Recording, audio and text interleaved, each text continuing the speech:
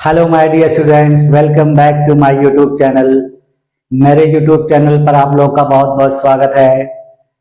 Dear student, जैसा कि हम लोग पिछले 1.5 महीने से सामाजिक विज्ञान यानी सामाजिक अध्ययन के 3 विषयों का अध्ययन करते चले आ रहे हैं, जिसमें सबसे पहले मैंने आप लोगों को इतिहास विषय का अध्ययन करवाया। लगभग 10 क्लासेस उसकी हो चुकी हैं। उसके बाद भी भूगोल का भी मैंने आप लोगों को अध्ययन कराया, उसमें भी 10 क्लासेस हो चुकी हैं। और राजनीति विज्ञान का जो है क्लास, वो भारतीय संविधान के नाम से चल रहा है और उसमें भी 4-5 क्लासेस हो चुकी हैं। आज मैं सामाजिक अध्ययन यानी सामाजिक विज्ञान के जो चौथे विषय यानी अर्थशास्त्र का यह बताऊंगा कि इसमें कौन कौन सा हम लोग को क्या क्या चीज पढ़ना है और यह चौथा विषय कितना इम्पोर्टेंट है, इसको आप जानेंगे। और इसमें जो महत्वपूर्ण बातें हैं वो क्या क्या हैं, इनको जानने के बाद आप बहुत सारी चीजों को जो नहीं जानते थे, नहीं समझते थे, वो आसानी से अब समझ जाएंगे। तो आज की क्लास में मैं आप लोगों को यही बताऊंगा कि हम लोगों को अर्थव्यवस्था या अर्थशास्त्र के बारे में किस प्रकार से अध्ययन करना है, आने वाले समय में आगे की कक्षाओं में किन किन चीजों को पढ़ना है और मैं किन किन चीजों को आप लोगों को अध्ययन कराऊंगा। तो चलिए आइए देखा जाए कि हम लोग को जो सामाजिक विज्ञान का चौथा विषय है वो क्या है और कैसे कैसे क्या क्या चीजें उसमें पढ़ी जाती हैं और उसका महत्व वर्तमान में कितना है या नहीं है। ठीक, जैसे कि देखिए इमेज में दिख रहा है कि मध्य में देखिए इकोनॉमिक्स लिखा हुआ है और उसके चारों तरफ इकोनॉमिक्स से संबंधित जो बहुत महत्वपूर्ण टर्म है वो सब इसमें आपको दिख रहा है। जैसे देखिए पॉलिसी दिख रही है, रिसेशन दिख रहा है। रिसेशन का मतलब क्या होता है मैं बताऊंगा आपको। बजट आप लोग सुनते ही होंगे, ठीक है। उसके बाद देखिए वर्ल्ड इकोनॉमिक क्या होती है, ठीक है। ये सारी चीजें आप लोग आगे की कक्षाओं में पढ़ेंगे, ठीक। इसके बाद देखिए ये सारी चीजें क्या क्या है, अकाउंट क्या होता है, ये सब सारी चीजें क्या होते हैं, इकोनॉमी क्या, इन्फ्लेशन क्या होता है, महंगाई क्या होती है, मुद्रास्फीति क्या होती है, ठीक है। ये सारी चीजों को आप लोग देखेंगे। देखिए इकोनॉमिक ग्रोथ क्या होती है, सेल्स क्या होता है, आयात निर्यात क्या होता है, बाजार किसे कहते हैं, वित्त किसे कहते हैं, ठीक है। और इन सारी चीजों को जब जान लेंगे तब हम पढ़ेंगे भारतीय अर्थव्यवस्था के बारे में, क्योंकि हमको मुख्यतः अध्ययन करना है अपने देश की अर्थव्यवस्था के बारे में। लेकिन अपने देश की अर्थव्यवस्था के बारे में अध्ययन करने से पहले हम लोगों को कुछ आर्थिक शब्दावलियों का ज्ञान होना चाहिए, जिसके लिए मैं सबसे पहले आप लोगों को महत्वपूर्ण जो बेसिक कॉन्सेप्ट होते हैं अर्थशास्त्र के उसको बताऊंगा। तो हम लोग इंडियन इकोनॉमी का अध्ययन करेंगे और इंडियन इकोनॉमी में फिर हम देखेंगे कि किस प्रकार अपने देश की अर्थव्यवस्था में सेवाओं का योगदान है, किस प्रकार कृषि का योगदान है, किस प्रकार उद्योगों का योगदान है, किस प्रकार मानवों का योगदान है, किस प्रकार सरकारी नीतियों का योगदान है, फिर सरकार के द्वारा चलाई जा रही योजनाएं जो हैं उनका किस प्रकार योगदान है। ये सारी चीजों को हम लोग देखेंगे। ठीक, देखिए किस प्रकार देखेंगे कि हमारे देश की जो अर्थव्यवस्था थी वो आजादी के बाद किस प्रकार की थी और आजादी के बाद निरंतर किस प्रकार हमारे देश की अर्थव्यवस्था में ग्रोथ होती जा रही है, यानी वृद्धि होती चली जा रही है, ठीक है। और फिर हम देखेंगे कि 75 वर्ष के बाद हमारे देश की अर्थव्यवस्था की स्थिति क्या है, ठीक। तो आइए चलिए देखा जाए कि हम लोगों को इकोनॉमिक्स विषय में क्या क्या चीजें पढ़नी है, ठीक। देखिए ये मैं आप लोग को बता दे रहा हूं और इसी के हिसाब से क्रम वाइज हम लोग चीजों का अध्ययन करेंगे, ठीक। देखिए जैसे हम लोगों को आज से पढ़ना है इकोनॉमिक्स, ठीक है।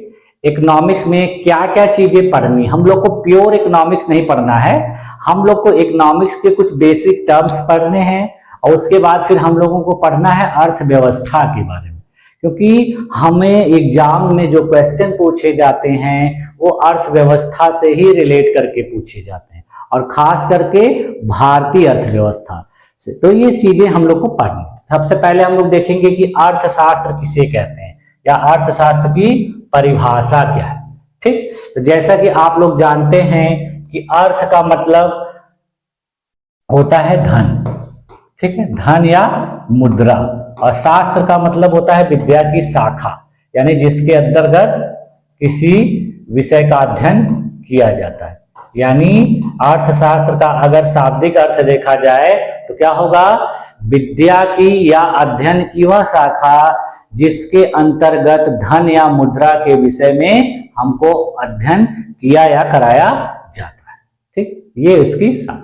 फिर इसके आप देखेंगे, जब मैं इसका बताऊंगा, अर्थ वगैरह बताऊंगा, परिभाषा बताऊंगा, तो आप देखेंगे कि ये किस प्रकार के लैटिन वर्ड से बना हुआ है। देखिए आप लोग चाहे जितनी भी चीजों की परिभाषा देखते होंगे, उनका लैटिन वर्ड या ग्रीन वर्ड में भी कुछ कुछ परिभाषा होती है। तो वो सब क्या है, इकोनॉमिक्स को क्यों ओइकोनोमिया कहा जाता है। देखिए एग्जाम में क्वेश्चन पूछा गया है कि ओइकोनोमिया किस विषय से संबंधित है या किस विषय का नाम ओइकोनोमिया है। तो सब सारी चीजें हम लोग देखेंगे। फिर आप लोग जानते होंगे कि अर्थशास्त्र को दो भागों में बांटा गया है, व्यष्टि अर्थशास्त्र और समष्टि अर्थशास्त्र, जिसको हम लोग इंग्लिश में बोलते हैं माइक्रो इकोनॉमिक्स और मैक्रो इकोनॉमिक्स। ठीक है, इसको थोड़ा और बड़ा कर देता हूं मैं। देखिए फिर उसके बाद हम लोग देखेंगे कि अर्थव्यवस्था किसे कहते हैं। वो तो इकोनॉमिक्स था और अर्थव्यवस्था को कहा जाता है इकोनॉमी। ठीक है, इकोनॉमी ये क्या होती है। फिर देखिए अर्थव्यवस्था कितने प्रकार की होती है। आप लोग सुनते होंगे कि पूंजीवादी अर्थव्यवस्था, समाजवादी अर्थव्यवस्था, मिश्रित अर्थव्यवस्था। ठीक है, उसके बाद आप लोग देखते होंगे खुली अर्थव्यवस्था, बंद अर्थव्यवस्था। तो ये चीजें होती क्या है, इनको हम लोग पढ़ेंगे, अध्ययन करेंगे, और तब हमको पता चलेगा कि ये किस प्रकार की अर्थव्यवस्थाएं होती हैं। ठीक है, उसके बाद देखिए अर्थव्यवस्था के तत्व, यानी अर्थव्यवस्था जो होती है उसके मुख्यतः कौन कौन से तत्व होते हैं। यानी किसी भी देश की अर्थव्यवस्था, किसी भी क्षेत्र की अर्थव्यवस्था या पूरे विश्व की अर्थव्यवस्था किन किन तत्वों पर आधारित होती है। ठीक है, फिर उसके बाद देखिए हम लोग देखेंगे अर्थव्यवस्था के क्षेत्रक। ठीक है, यानी अर्थव्यवस्था के क्षेत्रक यानी सेक्टर कौन कौन से हैं। तो जिसमें हम लोग देखेंगे कि प्राथमिक क्षेत्रक, द्वितीयक क्षेत्रक, तृतीयक क्षेत्रक, ये क्या होते हैं और इनका किसी देश की अर्थव्यवस्था पर क्या प्रभाव पड़ता है, ये क्या योगदान उसमें प्रदान करते हैं। फिर उसके बाद हम लोग देखेंगे उत्पादन, वितरण एवं उपभोग, यानी उत्पादन किसे कहते हैं, उत्पादन क्या होता है, फिर वितरण क्या होता है और उपभोग क्या होता है। फिर आगे देखेंगे हम लोग उत्पादन के कारक। ठीक है, यानी उत्पादन को प्रभावित करने वाले कौन कौन से फैक्टर हैं। फिर उसके बाद हम लोग आएंगे मुद्रा एवं साख, यानी मनी एवं क्रेडिट। ठीक है, ये क्या होती है, इसका किसी देश की अर्थव्यवस्था में क्या योगदान होता है, ये कैसे जनरेट होती है, इसको कौन जारी करता है, ये सारी चीजें देखेंगे। उसके बाद फिर हम देखेंगे बैंकिंग व्यवस्था। ठीक है, या बैंकिंग प्रणाली, यानी बैंकिंग व्यवस्था क्या होती है, बैंकिंग व्यवस्था किसी देश में क्या योगदान देती है, बैंकिंग व्यवस्था का क्या महत्व है, ये सारी चीजें देखेंगे।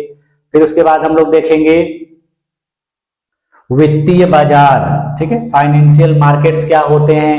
वित्तीय बाजार में फिर हम देखेंगे कि मुद्रा बाजार किसे कहते हैं, पूंजी बाजार किसे कहते हैं। ठीक, उसके बाद फिर देखेंगे हम लोग शेयर बाजार क्या होता है, शेयर बाजार किस प्रकार से चलता है या कौन इसे ऑपरेट करता है, कौन इसे नियंत्रित करता है, जिसमें आप लोग इसमें पढ़ेंगे सेबी के बारे में, सेबी क्या है। ठीक है, फिर आप इसी में पढ़ लेंगे, इसी के तहत वित्त आयोग। ठीक है, तो ये सारी चीज। हाँ, उसके बाद देखिए हम लोग देखेंगे कि कर या टैक्स क्या होता है, इसका क्या सिस्टम होता है, यह किसी देश में किस प्रकार योगदान देता है। ठीक है, उसके बाद फिर हम लोग देखेंगे प्रत्यक्ष कर किसे कहते हैं, अप्रत्यक्ष कर किसे कहते हैं, यानी डायरेक्ट टैक्स क्या होता है, इनडायरेक्ट टैक्स क्या होता है। फिर जीएसटी का अध्ययन करेंगे कि जीएसटी क्या होती है, जीएसटी क्यों लाई गई थी, जीएसटी से क्या बेनिफिट है, ठीक है, जीएसटी की कौन कौन सी दरें अपने देश में अपनाई जाती हैं। फिर उसके बाद हम लोग देखेंगे आर्थिक विकास किसे कहते हैं, फिर आर्थिक समृद्धि क्या होती है, आर्थिक समृद्धि और आर्थिक विकास में क्या डिफरेंस होता है। फिर हम लोग देखेंगे सतत विकास किसे कहते हैं, समावेशी विकास क्या होता है। उसके आगे फिर मानव विकास किसे कहते हैं, मानव विकास किस प्रकार से प्रभावित होता है, मानव विकास को मापने के क्या क्या कारक होते हैं और मानव विकास को किन किन आधारों पर मापा जाता है। फिर मानव विकास को किस प्रकार सूचकांक निकाला जाता है, ठीक है, किस प्रकार रैंकिंग की जाती है। फिर मानव विकास रिपोर्ट क्या होती है, मानव विकास रिपोर्ट किसके द्वारा सबसे पहले तैयार की गई और वर्तमान में इस समय भारत में मानव विकास रिपोर्ट कौन तैयार करता है, पूरे दुनिया की मानव विकास रिपोर्ट कौन तैयार करता है, ये चीजें देखेंगे। उसके बाद फिर हम देखेंगे जीडीपी किसे कहते हैं, ठीक है, फिर जीएनपी किसे कहते हैं, हम लोग देखेंगे कि राष्ट्रीय आय किसे कहते हैं, ठीक है, राष्ट्रीय आय किसे कहते हैं, राष्ट्रीय आय कैसे निकाली जाती है, राष्ट्रीय आय की गणना कैसे की जाती है। फिर देखेंगे आर्थिक नियोजन क्या होता है, यानी इकोनॉमिक प्लानिंग क्या होती है। फिर हम लोग देखेंगे बजट क्या होता है, बजट किस प्रकार से जारी किया जाता है, बजट कौन तैयार करता है, बजट का किसी देश के अर्थव्यवस्था में क्या योगदान है। फिर हम लोग देखेंगे राजकोषीय नीति क्या होती है, ठीक है। फिर उसके बाद हम लोग देखेंगे विनिवेश क्या होता है, ठीक। फिर उसके बाद योजना या नीति आयोग क्या था अपने देश में या वर्तमान में इसका क्या अस्तित्व रह गया है, यह क्या कार्य करता है, या देश के आजाद होने के बाद इसने क्या योगदान दिया अपने देश की अर्थव्यवस्था में। फिर उसके बाद विभिन्न पंचवर्षीय योजनाओं के बारे में अध्ययन करेंगे कि जब से हमारा देश आजाद हुआ था तब से लेकर कितनी पंचवर्षीय योजनाएं अपने देश की सरकार के द्वारा लाई गई थी, उनमें क्या क्या चीजें की गई थी, उसमें क्या क्या अपने देश में हासिल हुआ, क्या क्या नई नई चीजें स्थापित की गई, बनवाई गई। फिर उसके बाद हम लोग आएंगे मुद्रास्फीति या महंगाई क्या होती है। उसके बाद फिर हम लोग देखेंगे गरीबी किसे कहते हैं या निर्धनता क्या होती है, फिर गरीबी रेखा क्या होती है, ठीक है, गरीबी को मापने के लिए क्या क्या निर्धारक तत्व होते हैं, गरीबी कैसे मापी जाती है। फिर उसके बाद हम लोग देखेंगे बेरोजगारी क्या होती है, बेरोजगारी कैसे प्रभावित होती है, ठीक है। फिर उसके बाद देखेंगे हम लोग शहरी एवं ग्रामीण बेरोजगारी क्या होती है, इन दोनों में क्या अंतर होता है। उसके बाद हम लोग देखेंगे भूखमरी क्या होती है। फिर खाद्य सुरक्षा क्या होती है। इसके बाद हम लोग देखेंगे सार्वजनिक वितरण प्रणाली क्या होती है, यानी इसी को हम लोग फेयर प्राइस शॉप कहते हैं, देखिए, यानी जिसको हम लोग राशन की दुकान कहते हैं आम बोलचाल की भाषा में। फिर देखेंगे हम लोग देखेंगे न्यूनतम समर्थन मूल्य, यानी जिसको हम लोग एमएसपी के नाम से जानते हैं या नहीं जानते हैं तो जानेंगे। फिर देखिए कल्याणकारी योजनाएं क्या होती हैं, इनका किसी देश के विकास में अर्थव्यवस्था में किस प्रकार का योगदान होता है। फिर हम लोग देखेंगे हरित क्रांति किसे कहते हैं, हरित क्रांति कब लाई गई अपने देश में, इसका अपने देश की अर्थव्यवस्था में क्या योगदान है। फिर देखिए भारत में कृषि का विकास किस प्रकार से हुआ हरित क्रांति के आने के बाद, लाई आने के बाद। उसके बाद फिर हम लोग आएंगे उद्योग एवं औद्योगिक विकास क्या होता है, यानी विभिन्न प्रकार के उद्योग कौन कौन से होते हैं और उनका किसी देश के अर्थव्यवस्था में क्या योगदान होता है, ठीक है। उसके बाद फिर हम लोग देखेंगे महारत्न, नवरत्न एवं मिनी रत्न कंपनियां क्या होती हैं। फिर उसके बाद हम लोग देखेंगे भुगतान संतुलन क्या होता है। उसके बाद हम देखेंगे विदेशी निवेश किसे कहते हैं, विदेशी निवेश क्या होता है। फिर देखेंगे वित्तीय संगठन किसे कहते हैं? वित्तीय संगठन कितने प्रकार के होते हैं? राष्ट्रीय वित्तीय संगठन कौन से हैं? अंतरराष्ट्रीय वित्तीय संगठन कौन कौन से हैं? देखिए अंतरराष्ट्रीय वित्तीय संगठन कौन से हैं। फिर उसके बाद हम लोग देखेंगे वर्ल्ड बैंक क्या है, वर्ल्ड बैंक की स्थापना कब हुई थी, वर्ल्ड बैंक का इस समय पूरे दुनिया में किस प्रकार का योगदान है, इसका क्या महत्व है। फिर उसके बाद आईएमएफ क्या है, आईएमएफ की स्थापना कब हुई थी, आईएमएफ क्या काम करता है। फिर डब्ल्यूटीओ क्या है, डब्ल्यूटीओ की स्थापना कब हुई थी, डब्ल्यूटीओ क्या काम करता है, इसका वर्तमान में विश्व में क्या योगदान है। फिर देखेंगे यूरोपियन यूनियन क्या है, यूरोपियन यूनियन क्या कार्य करता है, इसकी स्थापना कब हुई थी, इसका पूरे विश्व की अर्थव्यवस्था में क्या योगदान है। फिर उसके बाद हम लोग देखेंगे ओपेक क्या है, ओपेक का क्या कार्य है, ओपेक में कितने कितने देश शामिल हैं। फिर हम देखेंगे आसियान के बारे में, आसियान में कितने देश शामिल हैं, आसियान कहाँ के देशों का संगठन है और यह क्या कार्य करता है। फिर हम लोग देखेंगे एडीबी के बारे में, यानी एशियन डेवलपमेंट बैंक की स्थापना कब हुई थी, इसका मुख्यालय कहाँ है, इसमें कौन कौन से देश योगदान देते हैं। फिर उसके बाद हम लोग देखेंगे ब्रिक्स क्या है, ब्रिक्स में कौन कौन से देश शामिल हैं और ब्रिक्स की स्थापना कब हुई थी, ब्रिक्स की कितनी बैठकें हो चुकी हैं। फिर हम लोग देखेंगे एससीओ, संघाई कोऑपरेटिंग ऑर्गेनाइजेशन, ठीक है, तो ये सारी चीजें हम देखेंगे। फिर उसके बाद देखेंगे अंकटाड क्या है, अंकटाड की स्थापना कब हुई थी, इसका मुख्यालय कहाँ है।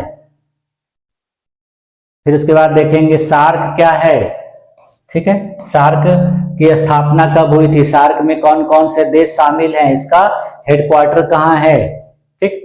उसके बाद हम लोग देखेंगे विश्व के प्रमुख सूचकांक या रैंकिंग कौन कौन सी होती हैं जो पूरे विश्व में हर वर्ष जारी होती हैं और उनका किसी देश की अर्थव्यवस्था में किस प्रकार का योगदान होता है, किस प्रकार का प्रभाव पड़ता है। और विश्व की प्रमुख रिपोर्टें क्या है, यानी विश्व में कौन कौन से संस्थानों के द्वारा किस प्रकार की रिपोर्टें जारी की जाती हैं।